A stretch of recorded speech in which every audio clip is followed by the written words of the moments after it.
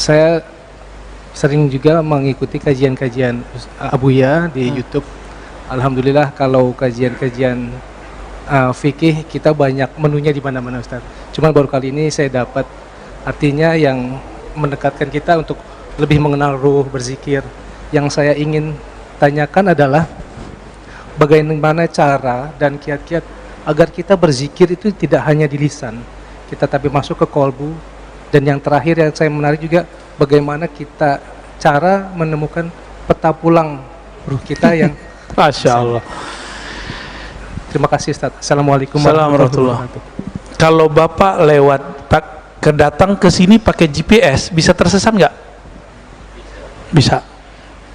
Ya, kenapa? Google, berguru lewat YouTube, lewat Google, ini bisa riskan, bisa berbahaya. Banyak sudah yang sudah menyimpang. Kalau jalan fisik saja bisa tersesat, apalagi jalan rohani.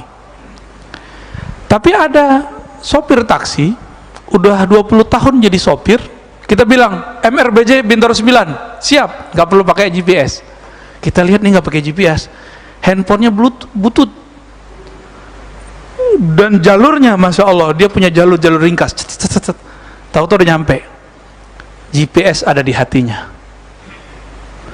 Carilah orang-orang seperti ini, orang-orang yang ilmunya tidak lagi diambil hanya dari kertas. Saya kan ilmunya masih dari kertas, Pak.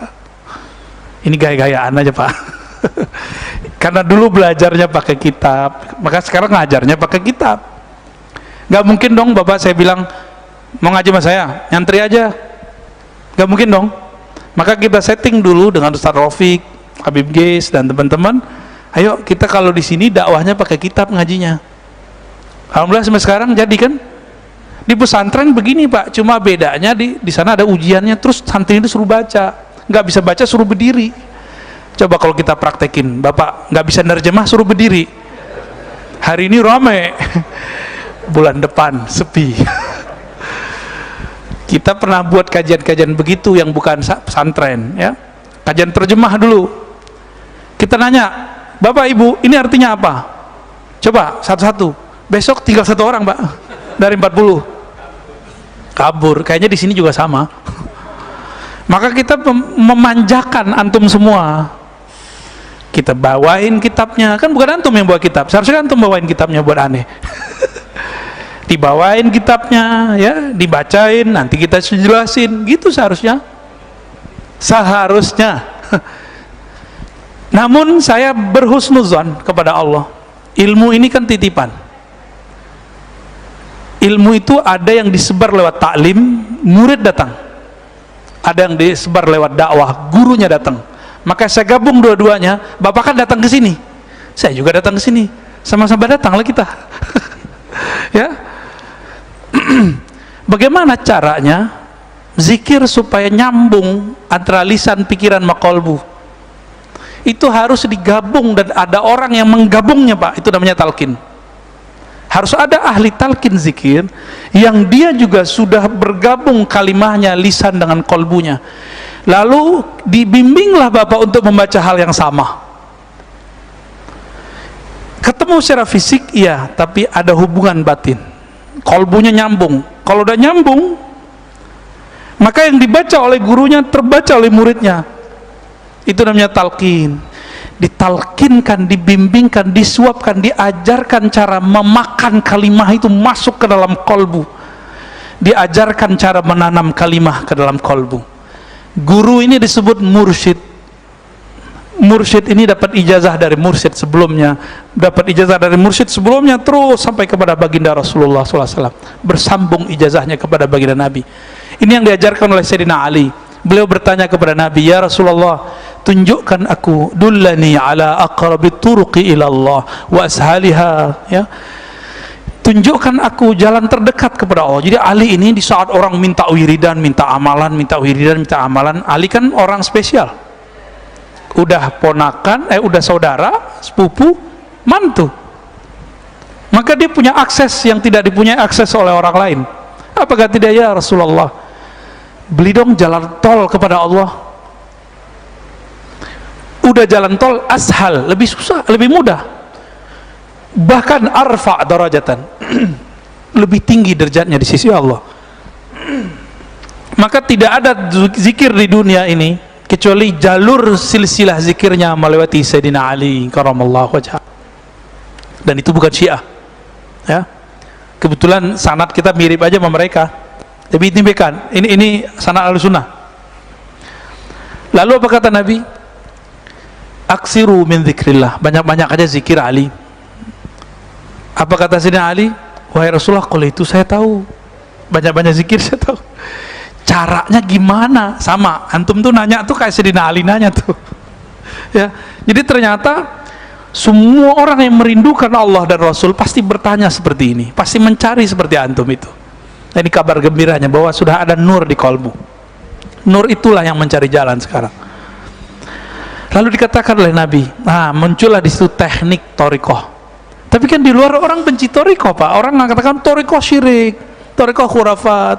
Kalau kita searching di YouTube yang muncul thariqah itu goyang-goyang gitu kan. Jadi nggak muncul yang aslinya. Ya. Maka saya yang tadinya orang harus datang ke kita talqin zikir itu kita anterin, kita ke Jambi, kita buka talqin zikir, tapi kepada kiai-kiai, ustadz-ustadz yang kira-kira dia sudah mencari lama, kolbunya mereka mau datang ke majelis kita itu sudah menghabuskan ego keilmuannya. Yang paling berat untuk talqin cuma satu, Pak, ego sama males. Dua-duanya kembar kan itu. Orang kalau udah ego kan males, masih muda gitu. Kemana-mana kita, ke Pekanbaru, ke Sumatera Barat, saya pulang kampung ya, kemana-mana yang kita sebar ini talqin zikir, tapi kepada orang yang tasdik.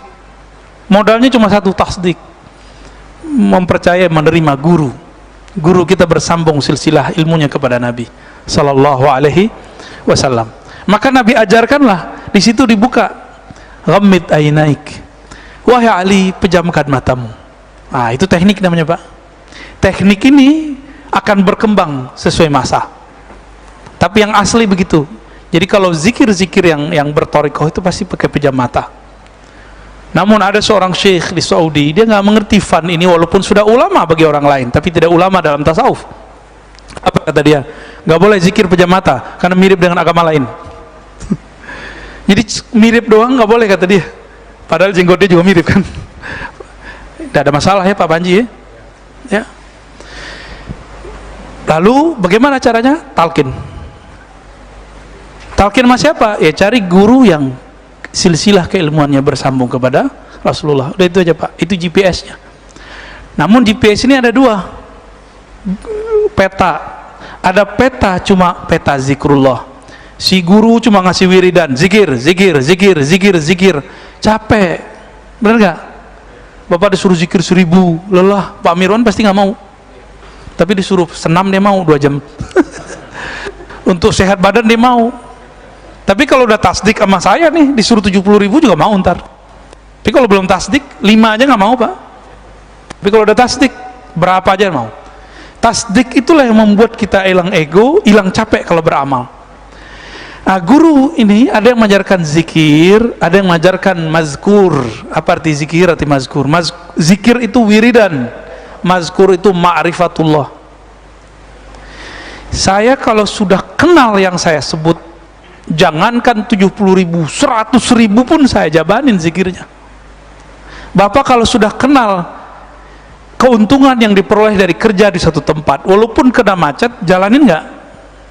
Jalanin, karena sudah tahu untungnya kalau sekali sebulan dapat gaji sekian, per event dapat keuntungan sekian. Kita jalani, Pak. Kenapa kita mau menjalani untuk urusan perut dan dompet bertahun-tahun? Sebelum pandemi kan bertahun-tahun belum ada Zoom. Kenapa untuk urusan kolbu Bapak nggak mau menjemput sampai ke seberang negeri? Tanda kalau tasdik belum ada. Tasdik itu aslul iman, pokok keimanan. Karena tasdik kurang, imannya goyang. Maka zikir nggak pernah bergetar. Ciri-ciri orang berzikir, surah Al-Anfal ayat 2, disebut nama Allah, kolbunya bergetar. Coba sebut nama Allah, bergetar nggak? Kan nggak bergetar, karena di kolbunya belum ada tasdik. Oh, Ustadz saya kan udah syahadat. Itu syahadat, persaksian. Tasdik belum. Tasdik urusan kolbu.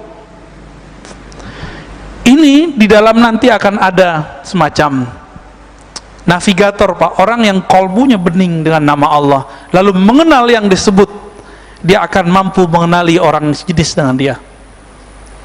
Kata Imam Yahya bin Mu'az Ar-Razi, para kekasih Allah itu dapat mencium bau kekasihnya yang lain, walaupun disembunyikan dengan pakaian yang tidak syar'i. Qutaib Alban kan dia pakai celana pendek Pak, celana pendek Pak. Untung mazhab dia bukan Syafi'i. Bagi orang Syafi'i dia nggak syar'i, ya. Pipi sembarangan, sama Wan Sehan kan begitu. Tapi ini saksi teman saya, buang air kecilnya nggak bau, harum. Antum pasti nggak percaya. Ah, Rozi udah gila lagi katanya. Antum nggak akan percaya. Nabi itu ketika beliau dikandung ibunya Aminah, itu hampir setiap malam mimpi ketemu malaikat, ketemu Nabi. Kalau malaikat bawa makanan dari surga Pak, maka darahnya Nabi itu bukan darah dari sini. Itulah sebabnya kenapa darah beliau halal diminum sahabatnya. Beliau dibekam nih, habis dibekam, apa kata beliau nih, tanam darahnya.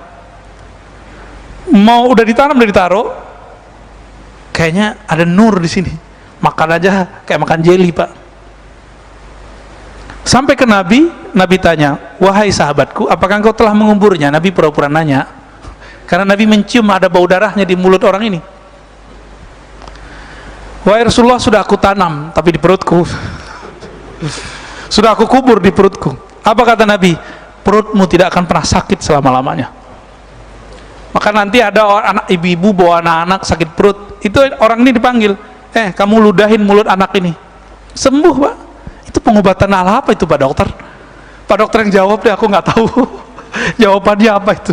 Pengobatan ala apa itu Pak? Ala Nabi. Ya soalnya Imam Ibnu Qayyim nggak memasukkan piok meludah itu bagian dari ngobahatin, kecuali ruqyah, nggak masukin, ya. Itu Pak ya. Pak Birwan terakhir.